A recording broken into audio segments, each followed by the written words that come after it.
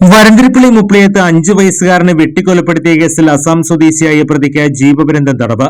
അസം സ്വദേശിയും കുട്ടിയുടെ ബന്ധുവുമായ 19 വയസ്സുള്ള ജമാൽ ഹുസൈനെയാണ് Thrissur additional district and sessions കോടതി ശിക്ഷിച്ചത്.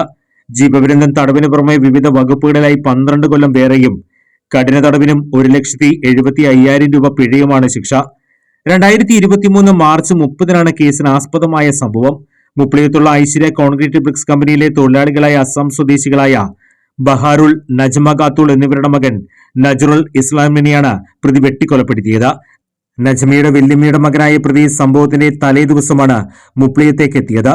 നാട്ടിലെ സ്വത്ത് തർക്കം മൂലം നജ്മയോടും കുടുംബത്തോടും വൈരാഗ്യമുണ്ടായിരുന്ന പ്രതി അത് കാണിക്കാതെ നജ്മയോടും കുടുംബത്തോടൊപ്പം രാത്രി കഴിയുകയും പിറ്റേ ദിവസം രാവിലെ നജ്മയുടെ ഭർത്താവും മറ്റ് പണിക്കാരും ജോലിക്കായി ഫാക്ടറിയിൽ കയറിയ ഉടനെ അടുക്കളയിൽ ജോലി ചെയ്തിരുന്ന നജ്മയെ ചക്ക വെട്ടിവെച്ചിരുന്ന വെട്ടുകത്തി ഉപയോഗിച്ച് തലയിലും കൈകളിലും മാരകമായി വെട്ടിപ്പരിക്കേൽപ്പിക്കുകയും അടുത്തിരുന്ന ഭക്ഷണം കഴിച്ചിരുന്ന കുട്ടിയെ കഴുത്തിൽ വെട്ടി കൊലപ്പെടുത്തുകയുമായിരുന്നു. കുട്ടി സ്ഥലത്ത് വെച്ച് തന്നെ മരണപ്പെട്ടിരുന്നു. ഇതിനുശേഷം ഓടി രക്ഷപ്പെടാൻ ശ്രമിച്ച പ്രതിയെ ജോലിക്കാരും നാട്ടുകാരും ചേർന്ന് കെട്ടിയിട്ട് പോലീസിനെ ഏൽപ്പിക്കുകയായിരുന്നു. വരന്തിരിപ്പള്ളി പോലീസ് എഫ്ഐആർ ഇട്ട കേസിൽ അന്വേഷണം നടത്തി കുറ്റപത്രം സമർപ്പിച്ചത് CI S ജയകൃഷ്ണനായിരുന്നു. സംഭവ സമയം മാനസിക അസുഖമാണെന്നും പ്രതിയെ കള്ളക്കേസിൽ ഉൾപ്പെടുത്തിയതാണെന്നും പ്രതിക്ക് വേണ്ടി അസാമിൽ നിന്നും കേരളത്തിൽ നിന്നും ഹാജരായ അഭിഭാഷകൻ കോടതിയിൽ വാദിച്ചു.